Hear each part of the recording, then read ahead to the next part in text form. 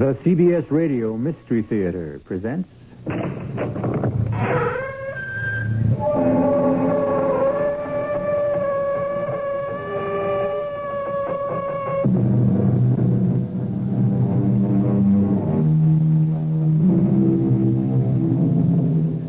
Come in. Welcome. I'm E.G. Marshall. Won't you join me? It's dark and cozy inside here. A perfect place to curl up and listen to another tale of suspense and danger. This time, it's the story of a very unusual get-rich-quick scheme. But even though our story is educational and instructive, we don't want you to listen in the hopes of duplicating our hero's plan for instant wealth. You may find it difficult to begin where he begins, by dying a violent death. Because after that, what do you do for an encore? Jerry, this is crazy. You'll never get away with it. I am getting away with it.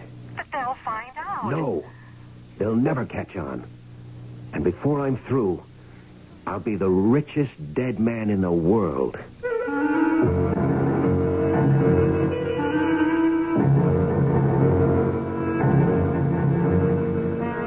Our mystery drama, Bury Me Again, was written especially for the Mystery Theater by Henry Slessor and stars Michael Tolan.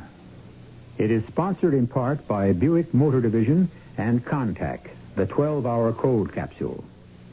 I'll be back shortly with Act One. You've seen the Budweiser commercials on television, and maybe you've wondered how long people have been putting that famous Bud label on things. Well, not as long as the brewers of Bud have been putting things on the label. Things like a list of Bud's most important ingredients. Quote, brewed by our original process from the choicest hops, rice, and best barley malt. And things like the following statement. This is the famous Budweiser beer. We know of no brand produced by any other brewer which costs so much to brew and age. Our exclusive Beechwood aging produces a taste, a smoothness, and a drinkability you'll find in no other beer at any price. Unquote. Yes, brewing beer right does make a difference. Read the Bud label. Taste the king of beers, and you'll agree, when you say Budweiser, you've said it all. Anheuser-Busch, St. Louis. Gracious, elegant, luxurious sterling silver for radiant holiday tables. Join A.M.A.'s fantastic Silver Club plan for stupendous savings of 25 to 50% on flatware from the finest silversmiths. No down payment, no finance charge, and up to 25 months to pay. 24-piece sets from Gorham. Services for 4, 8, or 12 by International. Luntz 3-piece place weddings. Heirloom sterling patterns by Oneida Silversmiths. 16-piece starter sets from Reed and Barton. Trade in your present silver for savings on all patterns by Toll. Choose Wallace Sterling's 24-piece service for 8 and get a chest free. And save on all open stock pieces from these famous companies. For gift giving or for your own, the elegance of sterling silver at low, low prices. Join A.M.A.'s Silver Club plan now. No down payment, no finance charge, and up to 25 months to pay. At all 7 A.M.A. stores.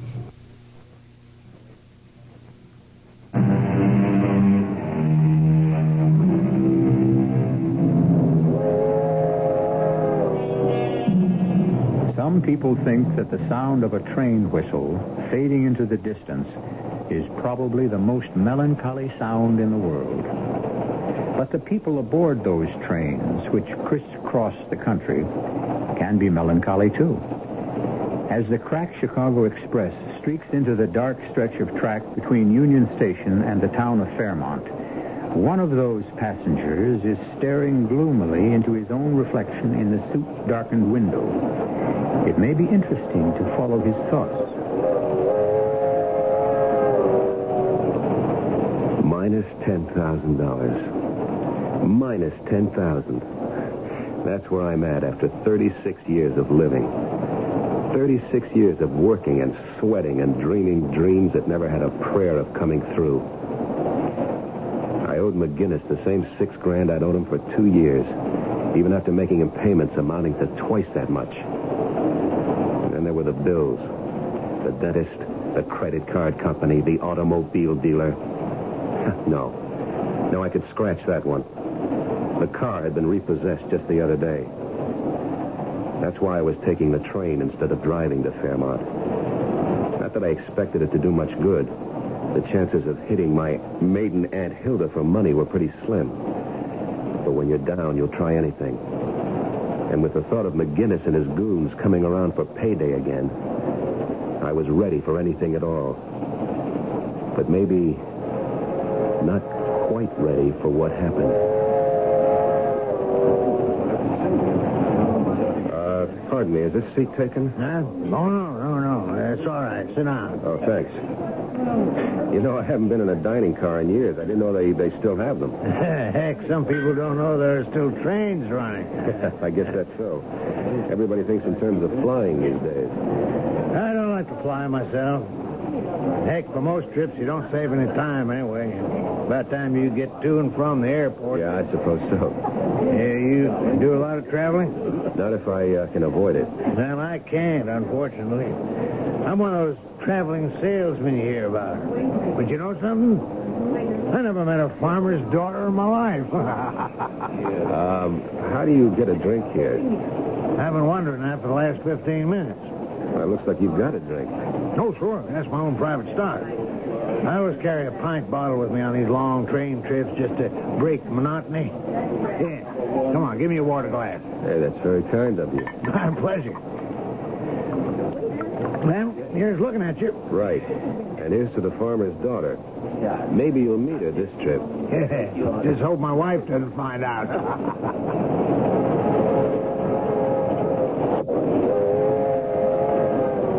My dinner companion wasn't the most scintillating conversationalist in the world, but he was company, and I guess I needed that. I also didn't mind the private stock he carried. Every drink aboard that train cost $1.50. So when he told me that he had still another bottle, I suggested we continue our talk in the club car. The only thing wrong was that he did all the talking, and the more he drank, the more he talked. Money, my friend. M-U-N-N-Y. That's the answer to the whole darn thing. You take my word for it. Somebody gives you that happiness baloney, you just walk away, pal. Walk away. You don't have to convince me, brother. I've already been convinced. Listen. You ever figure it out? Figure out one of those things like assets and liabilities? That's all I've got, liability. You know what I mean, like how much you're worth, how much you're really worth. Well, I can tell you, you, me, everybody else, we're worth more dead than alive. Am I right? Am I right? Yeah, you're right. You betcha. That's what insurance is all about. You betcha. That's what I mean. That's what insurance is all about. You're not an insurance salesman, are you? No, not me. No, I'm not a liquor salesman either. Too bad about that, isn't it? Hey, bottle's almost empty. Don't worry, friend. Don't you worry. There's more where I came from, fella. There was plenty more. Plenty more whiskey, plenty more talk. Until something happened that sobered up the evening fast.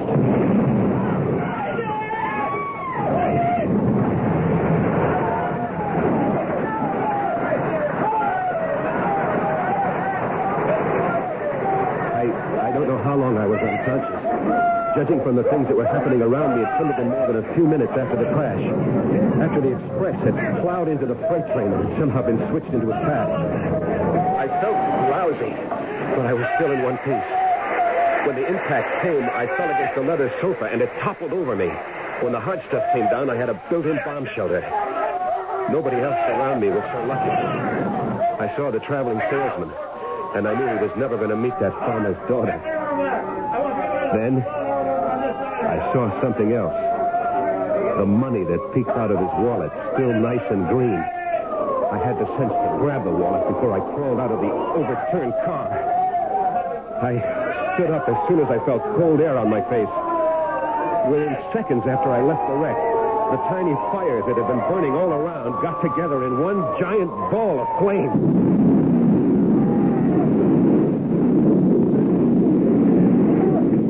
never saw such a hungry fire in my life.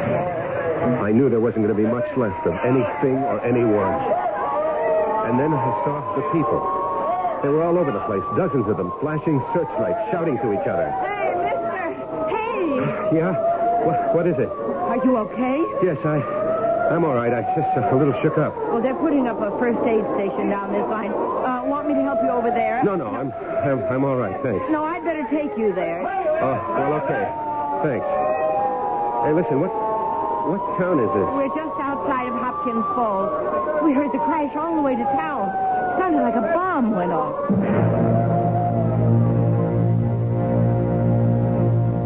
She took me to the first aid station, and a guy in a dirty white uniform helped me inside. What's your name? I can't think. I'm all mixed up. Yes, well, maybe you'd better lie down for a while, mister. No. I'm okay. We're setting up a hospital station. We'll have a car take you there if you like. It'll be a while before the ambulance gets here. No, I'm not hurt. I'm just mixed up. Is it far to town? You're really in no condition to walk. Just tell me how far it is. Well, about a quarter of a mile in that direction. Thanks. That's all I want to know.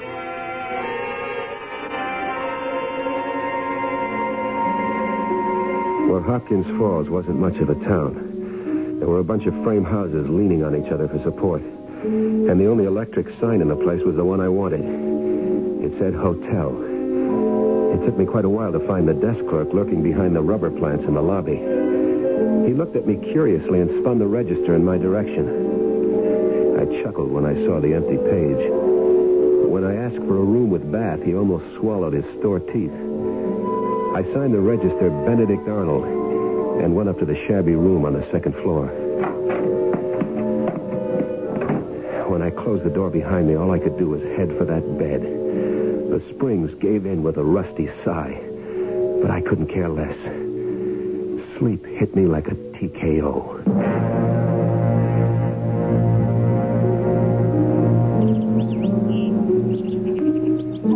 I woke up the next morning with a pain in my hip. At first I thought I'd broken a bone, but then I realized it was only the bulge of the wallet in my trouser pocket. I counted the money. $110. It would be enough for a little while. Then I picked up the phone. Hello, this is Mr. Arnold, room 202. You got any room service in this place? Yeah, breakfast. Yeah, that's exactly what I want. Fried eggs, bacon, toast, coffee. Oh, how about the morning paper? The paper in yet? Any news about the wreck? Fine, good. Be sure to send that up, too.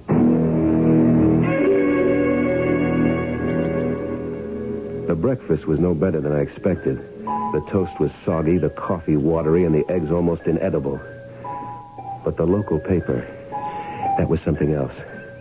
The train wreck had taken over the whole rag, all 4 sheets of it. It was probably the biggest news that ever hit this whistle stop. I turned to the casualty list. It wasn't complete, but it had what I wanted. So I grabbed the phone. I want to make a call, long distance. Hello, operator? I'd like to place a call to Chicago, person to person, Mrs. Gerald Horton, 1240 Lafayette Street. I'm in room 202. The name is Arnold. First initial B.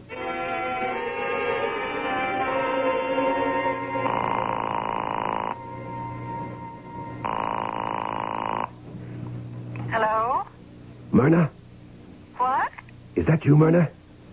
Who is this? Is anybody with you? It's Jerry.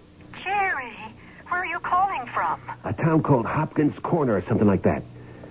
Listen, are you alone? Well, yes, of course I'm alone. But why are you talking this way? Because this hotel has walls like tissue paper, that's why. Myrna, did you read about the wreck? The wreck? What are you talking about? The train, the Chicago train. It hit something, a stalled freight train. Dozens of people were killed. Oh, my God. Jerry, are you okay? Quiet. Yes, I'm okay. I got a little banged up. Nothing serious. Oh, thank God. But why aren't you in a hospital? I don't need a hospital. I told you I'm not hurt. I'm just dead. What? You heard me. I'm dead, honey. What are you talking about? Myrna, listen carefully. There's been a mistake out here. A big mistake. And we're going to make the most of it, understand? No. Well, listen and you will. They got me down on the local casualty list. They think I'm dead. Do you get what I'm saying? They've listed me as dead. But how can that be? Well, I must have helped it along a little. I switched wallets with a guy. His was fatter than mine, but he had no use for it anyway. But then the whole train caught fire. He must have been burned beyond recognition. But the wallet was okay. Why, that's awful. You'll have to tell them. No, I don't have to tell them a thing. Why should I? But what for? No, now listen. What's the only valuable thing we own? What? You know about the insurance policy? Yes. $75,000. $75,000. More money than we could save in a lifetime. But we can't collect it. Not if you're alive. I'm going to stay dead, Myrna. Understand? Jerry. You're going into mourning for me. Then you're going to get a check for $75,000 from the insurance company. You're going to slap that money into the bank. Then we're going to wait a while and leave town. But how... You and me and the money makes three. Now do you get it? Jerry, that's illegal. What do you mean illegal? We're only ripping off an insurance company, honey. That's what I call fair game. Well, we've just heard an old adage disproved, that dead men tell no tales. Obviously, here is one dead man who is doing exactly that. A tale of deceit and deception, and very possibly danger. We'll find out how good a job our friend does of staying dead when I return shortly with Act Two. If you take a look at the new 1975 cars, it doesn't take long to notice the European influence is strong. And to be sure, there are some new American cars that rival the Europeans, one being Buick's new Skylark SR. But don't consider a Skylark SR because of its touring car interior or its rather rakish profile. Consider it because it's a Buick, possessing many of Buick's nicer innovations, like the new Buick V6, a peppery little engine that spits out a plentiful amount of torque while sipping a surprisingly small amount of gasoline. And if you wish, Skylark SR can abound with creature comforts seldom found on cars this size, with available items like Cruise Master speed control, AM/FM stereo. But you've heard enough. Now you need to see and drive a Skylark SR. And try to remember, it's not a European touring car. It's a Buick. Buick, dedicated to the free spirit in just about everyone. The strangest thing happened last night when I was walking home from work. It was almost dark. And then I saw someone. A woman struggling to change a tire. I stopped. She stiffened. I think she was afraid of me. And then something strange happened. We talked. I mean, really talked. There by the roadside, changing the tire. She told me how scared she was. She wanted help, but was afraid of the kind of help she might get. I told her I had fears like that, too. And I think she understood. Then she drove away. And I didn't even get her name. But I listened to her talk. And she listened to me, too. And you know, that made me feel good. A word for active listening from the Mennonite churches.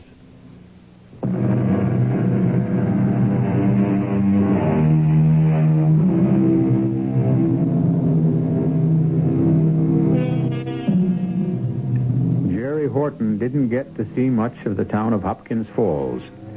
He spent the next few days in his room, thinking, drinking, and making plans. It was a pity. The quiet, rustic atmosphere and the countryside might have soothed the savage temperament of the man. But Jerry Horton was far too excited by an image of the future. However, since this is Jerry's story, we'll let him tell you the rest. The $110 lasted me 5 days. It bought me a new suit of clothes at the local emporium, my room and meals, and a bus ticket back to Chicago. I bought myself a cardboard valise, too. I figured a traveling man with a suitcase was less obvious in a crowd. On Friday morning, I put the local phone book, the Gideon Bible, and a couple of hotel towels into the valise and said goodbye.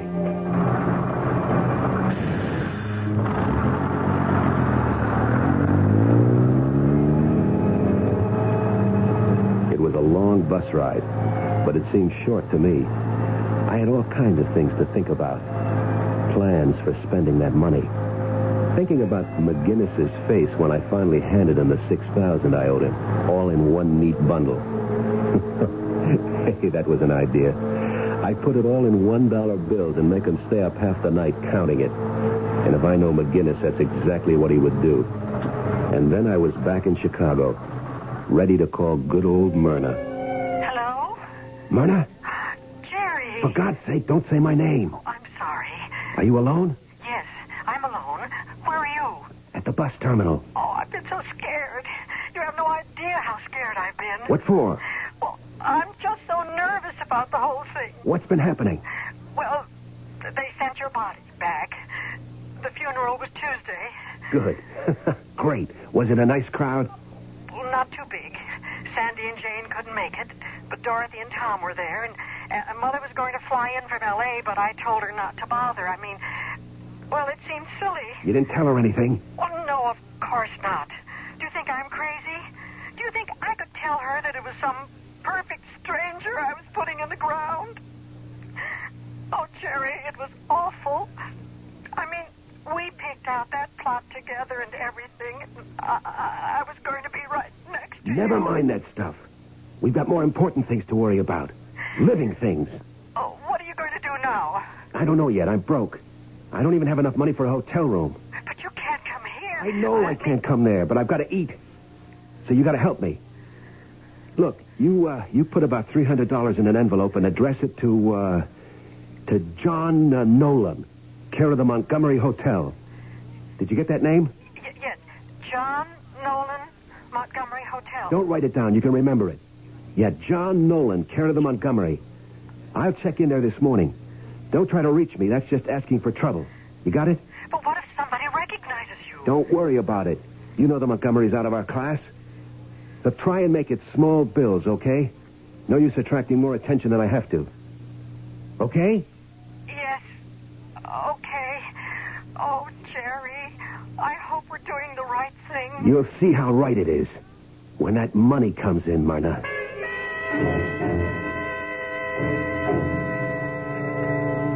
I spent that night in the bus terminal. I hunted out the softest bench and stashed my things under it. When I woke up, I had 19 bones out of place. But I was still feeling chipper. I went into the terminal lavatory and washed up as best I could. It was a fine, sunny day out, and the weather suited my mood. You know how it is. Some days, everything goes right. I walked a dozen blocks to the Montgomery Hotel. It was out of my class, all right. Was, that is. A chunk of white sandstone rising 40 stories from the street in straight, clean lines, ringed by a fence of evenly spaced trees. The doorman looked like he'd won every decoration from the Congressional Medal on down. It felt good walking on the wine-colored carpet that led into the plush lobby, knowing there was money and a hot shower waiting for me inside. I walked up to the desk like a bored millionaire and scratched my unshaven cheek in a kind of wry manner, like I was a playboy who was out on the town all night. Yes, sir. May I help you? I'd like a room, please. Did you have a reservation? No, I don't. But can you fix me up with something anyway? Yes, sir. I'm sure we can. If you'll just sign the register. I believe you may be holding some mail for me. I told some friends I'd be stopping here. What name, sir? Nolan, John Nolan. Well, let me check. No, I don't see anything for... Oh, wait a minute. Here it is. Oh, thank you very much. Front. My room at the Montgomery wasn't fancy. Just a nice room with not much of a view. But I liked it better after a shower and shave. And when I flopped on the big sofa bed, I opened the envelope, lit a cigarette, and counted the money. There were $240 in it, and a note that said, sorry, all I could get, M. Well, it didn't really matter. It would be enough to take care of me for a few days. Then the insurance agent would be around to see Myrna, and money like this would be only car fare. I felt so good that I decided to spend some of it on the best meal I could buy in the hotel restaurant. I was just finishing up when my luck threatened to turn. Well, for Pete's sake, it's Lefty. Is this Lefty? You know high school, right? I'm sorry. I think you must have the wrong guy. Hey, did I change that much? Yeah, I guess maybe I have. I don't know where all the hair went. Down the sink, I guess. Douglas is the name, remember? Kenny Douglas. No, I'm afraid I don't. Oh, well, I can't be that wrong. I've got a good memory for faces. Not so great on names, maybe, but they called you Lefty because of the baseball team. I'm sorry, mister. I must look like this friend of yours, but I'm not him. I never went to Union High. I never went to any high school, as a matter of fact. Well, I could have sworn. And as you can see, I'm eating with my right hand. Yeah. That's right. Yeah, but you sure look like the guy, or the way he would look 20 years later. I'm sorry to bother you. By the time the guy had left my table, I was covered in sweat from head to foot. Oh, I remembered Kenny Douglas all right. I think I still had his monogrammed cigarette case in a shoebox at home. He was a snotty rich kid. It had been a pleasure to rip him off. But right now, it was relief to see him leave. And a relief to switch the fork back to my left hand. After the third day, I started getting anxious.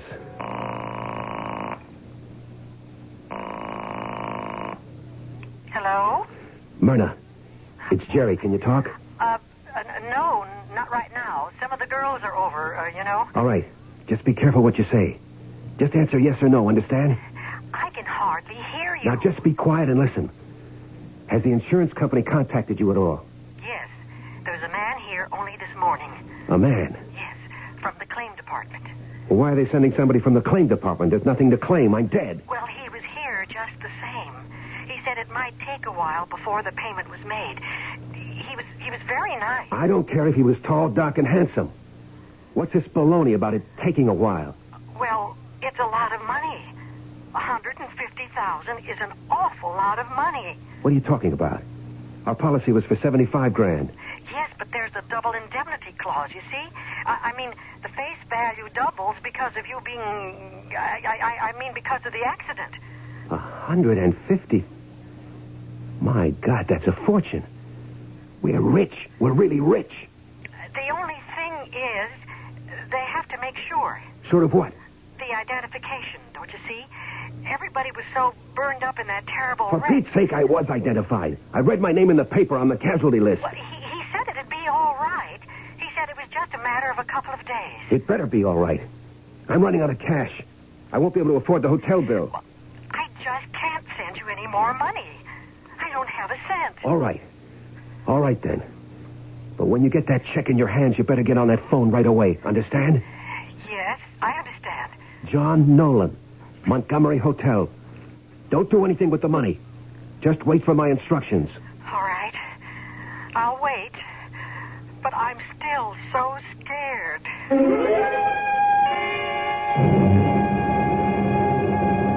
$150,000. I couldn't believe it. I couldn't imagine money like that. I kept seeing the way that check would look, that long string of numbers. I began to see visions of things I'd wanted since the day I was born. It was all I could do to keep myself from running down to the auto showroom and placing an order for the biggest, shiniest car in the window. But I had to wait. The money wasn't there yet. There was still one more step to go. I was a little worried about Myrna's visitor from the insurance company, but I knew that things would work out all right. This was my lucky time of life, and nothing was going to spoil it. Then, just one day later... Oh, Mr. Nolan. Yes? There was a call for you while you were out this afternoon. It was a lady, Mrs. Nolan, I think. Uh-huh. Thanks very much.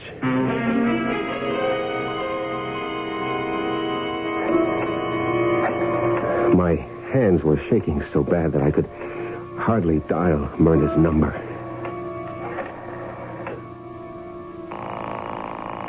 When she didn't answer right away, I started to panic. She wouldn't be calling me unless it was all set. She must have the money in her hand, and I had to make sure that it went to the right place. It wasn't that I suspected Myrna of any hanky-panky. I had no reason to suspect her of anything. But who knows what someone will do when they're looking at a piece of paper that says $150,000. Hello? Myrna, it's me. Oh, thank heavens. I was getting so worried. Where were you? The phone must have rung 10 times. Well, I just got in this second. I was down at the insurance company.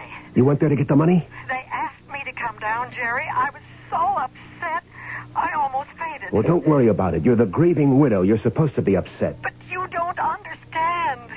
They didn't call me about the money. Only about, I don't know what you call it. Exhume something. What? Jerry, they want to open your grave. They can't do that. It's against the law. They said they wanted my cooperation. They asked me to sign a paper. Don't do it. Don't sign a thing. They can't force you to do such a thing. Well, they said that if I didn't sign it, they'd have to get a court order. They're bluffing. They can't do anything like that. They've already identified that body as me, and once is good enough. Oh, Jerry, what should I do? What should I tell them? Should I get a lawyer? No, don't get a lawyer yet. Let me think. Let me figure out something and call you back. There's got to be something I can figure out.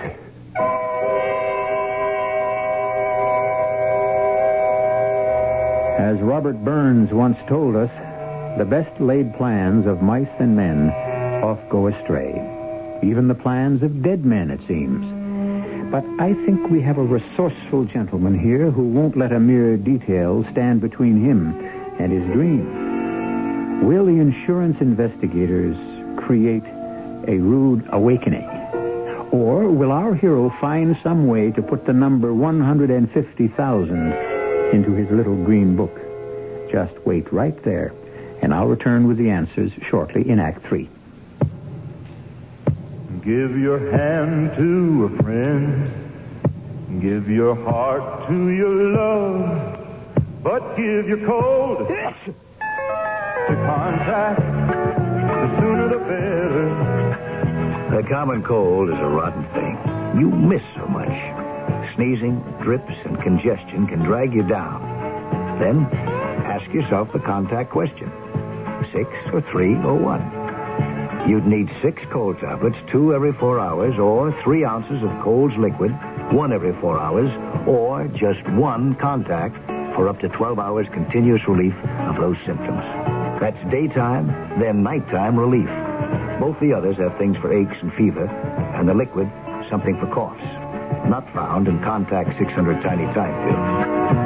Give your cold to contact. 6 or 3 or 1. Take Contact. Only as directed. Who knows what troubles lurk in the hearts and minds of consumers? The man from the Better Business Bureau knows. Oh, Irene, this new sofa is gone already, and... Why, what's that inside the cushion, John? Oh my heavens, it's crumpled newspaper. How did we ever buy a sofa like this? What can we do? I'll tell you what to do. Who are you, sir? I'm the man from your Better Business Bureau. When you shop for furniture, it's what's inside that counts. Fancy coverings can hide a variety of shoddy workmanship. Read the law label that must be stitched to the furniture. It will tell you the filler material used, and buy from a reputable dealer. Oh, thank you, sir. We'll know better next time. Not at all, ma'am. Just another tip from your Better Business Bureau.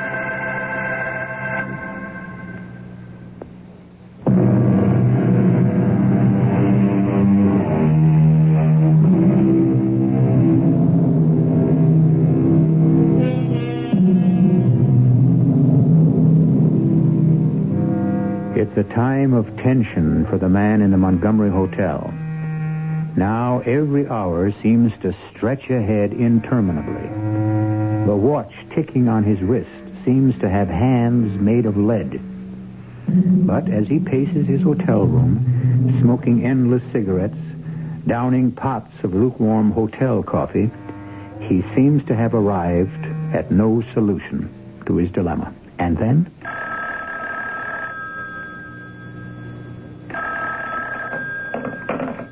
Yes? It's me. I told you not to call me direct. I said always leave a message with the desk clerk. I've got to talk to you. All right. What's happening? They got the order, Jerry. Oh, Lord. There was nothing I could do to stop them. They said I was wrong to have you buried so fast, that there was too much money involved. Listen, you don't think they suspect anything? No, I don't think so. I've been careful, I swear I have. Those insurance guys are sharp, you know. I'm telling you, I haven't done anything wrong. I've been crying my eyes out just as if you really got killed. Everybody keeps telling me that I'm taking it too hard. What they don't know is that I'm scared. All right. Just calm down. Maybe things aren't that bad. How could they be worse? You didn't see what I saw after that train wreck. After the explosion. They had pictures in the local papers. The victims didn't look human anymore, I'm telling you. They were just like pieces of charcoal. How awful. Even if they open that coffin, they won't see anything but a handful of ashes. So stop worrying. Are you sure, Jerry? I'm sure. At least I think I'm sure. And what if they figure out that it's somebody else? Okay, so we lose the bread. The wrong man got identified. It wasn't anybody's fault, right? And as for me, I guess I'll be just another runaway husband. Jerry, you don't mean that. No, don't worry. You'll be seeing me again. Broke as usual. Unless our luck holds. Pray that it holds, baby. Oh, Jerry, you never call me baby anymore. Never mind what I call you. You call me the minute anything happens.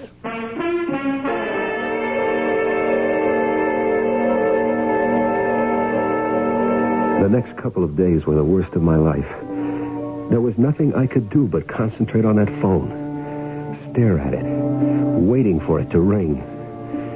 After a while, I started yelling at it, ordering it to ring, like some kind of nut. But it stayed silent. It just stared back at me until I got so jumpy that I had to get out of the room.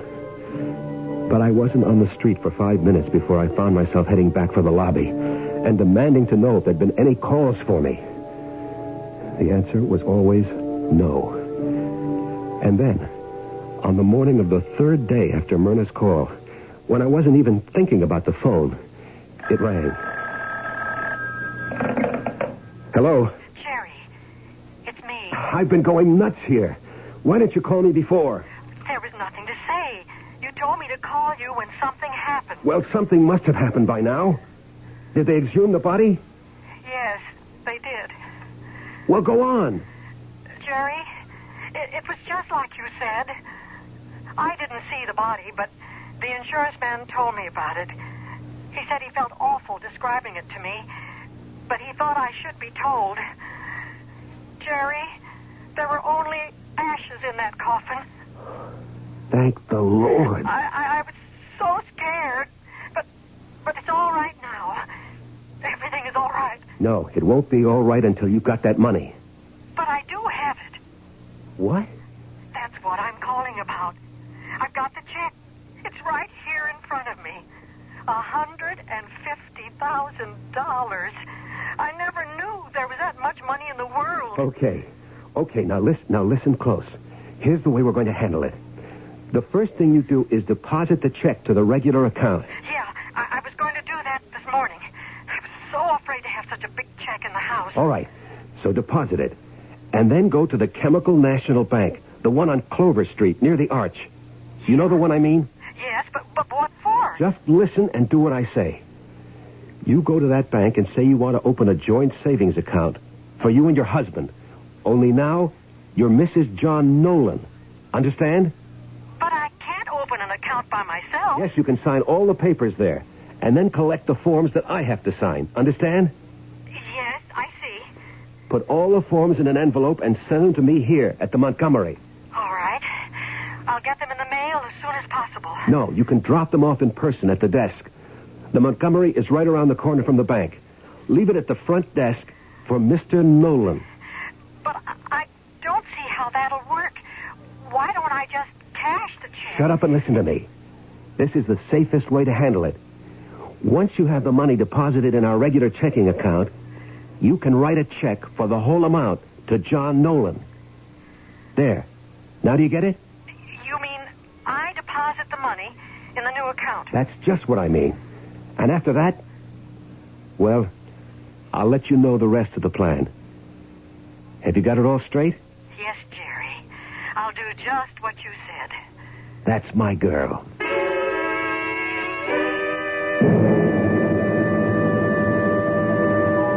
It was cloud nine time.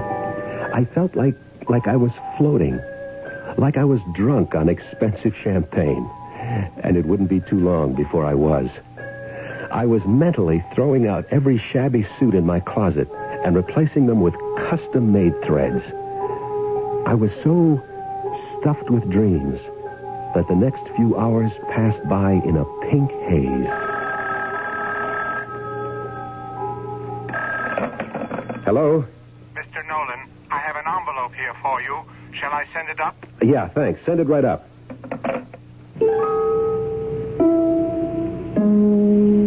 Myrna had followed her instructions perfectly.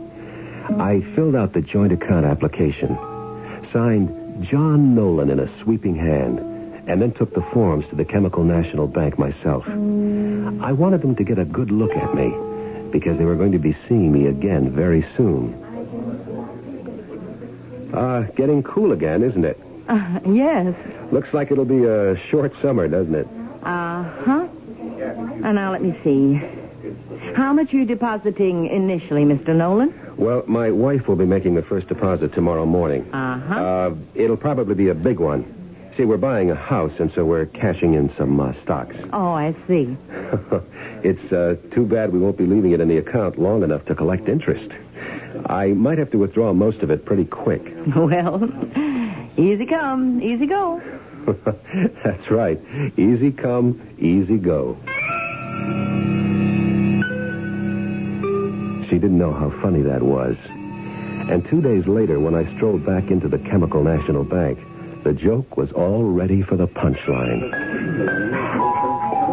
I had the passbook in my hand and happiness in my heart when I walked across the marble floor to the teller's cage marked M-N-O.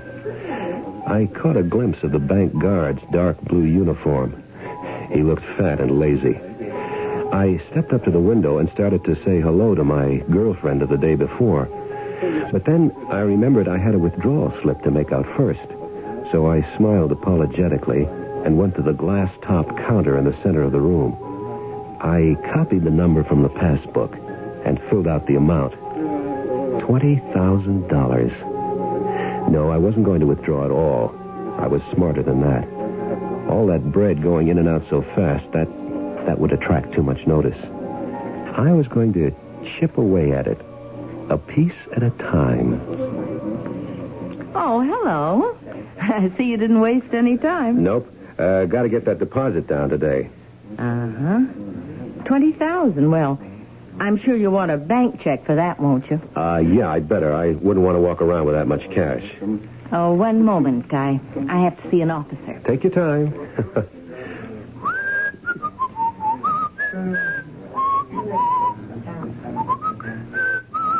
Mr. Nolan? Yes? I'm Bill Harkness, assistant manager. Would you mind stepping into my office a moment? What for? Oh, it's just a technical matter regarding your account. Why, what's the matter with my account? The money's on deposit, isn't it? It says so in my passport. Oh, yes. Everything's in order. But you see, when any large withdrawal is made, we're required to fill out certain forms. Well, I never heard of anything like that. It won't take long, I promise you. Well, okay. This way, please. Now, if you'll sit right here, I'll have the form in just a moment. Well, I'd waited almost a month already for this, so I figured I could wait another few minutes. The only thing is, I didn't realize what I was really waiting for until the door opened and Harkness returned. This time he had another man with him, and a woman who I supposed was his secretary. Sorry to have been so long, Mr. Nolan. Well, that's okay. Just let me get my check and get out of here. I've got things to do. What sort of things, Mr. Nolan? Oh, I didn't get your name. I'm Lieutenant Whalen. Police? Police? Wait a minute. Are you implying that I'm doing something illegal by withdrawing money from my own account? You're doing something illegal, all right, Mr. Nolan, so why don't you tell us all about it? Listen, if this is an arrest, I'd like... Sure, I know. You've got rights. You don't have to say anything to incriminate yourself. Well, I've got a few things to say, let me tell you. And who are you? What's the matter, Jerry? Don't you know your own wife? Your own baby? Wait a minute. My name is Nolan. John Nolan, and I can prove it. I've got a driver's license here. Look at it. And I'm Myrna, your own loving wife, Jerry. How come you don't recognize me? I know why, Mr. Nolan. Because you really are John Nolan, and the real Jerry Horton is dead, killed in that train wreck. I should have guessed it the first time you called me. You imitated Jerry's voice okay, and you always talked low. But I should have known you weren't my husband. You took his wallet. That's how you knew how to reach his wife. Mr. Horton must have told you about his insurance policy. But how did it happen? How did you find out? It was the autopsy. It was when they dug up the body again and proved that it was my husband. It was the teeth that did it. And that's how we identified the body, by the dental work. As soon as the insurance people paid me that money, I knew that it had to be Jerry in that coffin, and that it was going to be somebody else in this bank. We told Mrs. Horton to go along with you until you actually wrote that withdrawal slip. And that's all the evidence we need, friend. Well, you can't blame a guy for trying, can you? So I guess the money is all yours, Mrs. Horton. Myrna. Congratulations. Listen, you may not believe this, but I'd give half this money to have Jerry back.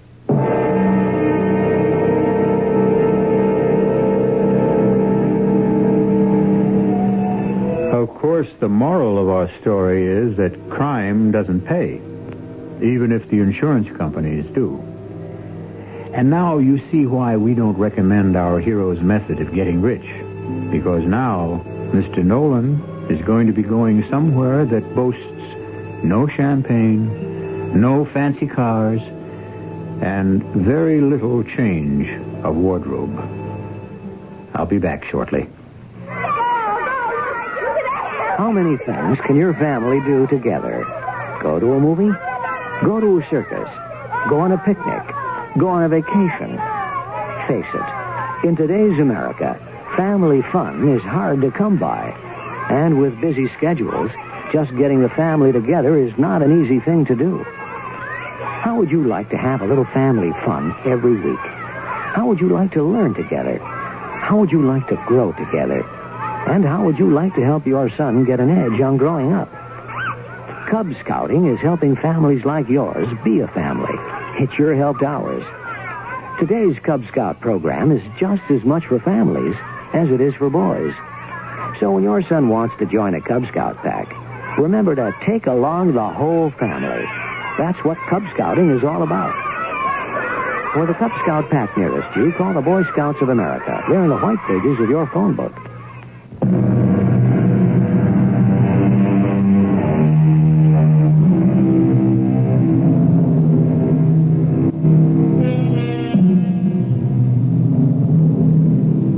We have to admit that there's something fascinating about confidence games. They say that the essential ingredient of a good swindle is to play upon the greed of the victim. So the next time someone offers you a way to make an easy dollar, make sure you're not dealing with the wrong man.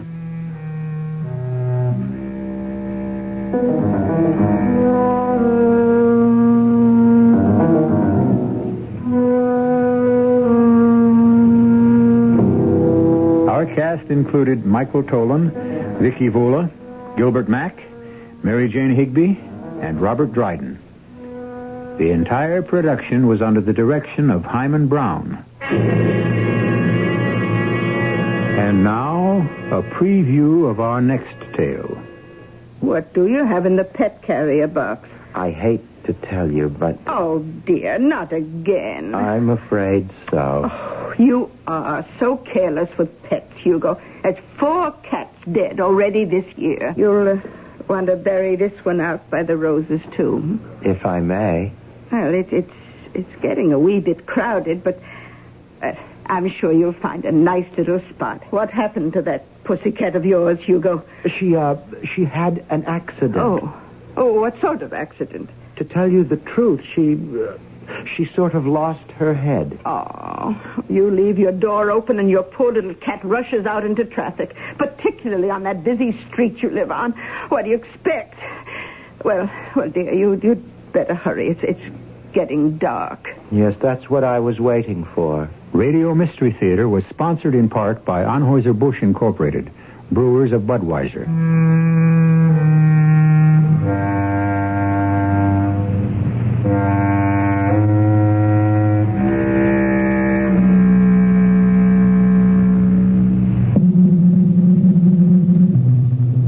This is E.G. Marshall inviting you to return to our Mystery Theater for another adventure in the macabre. Until next time, pleasant dreams.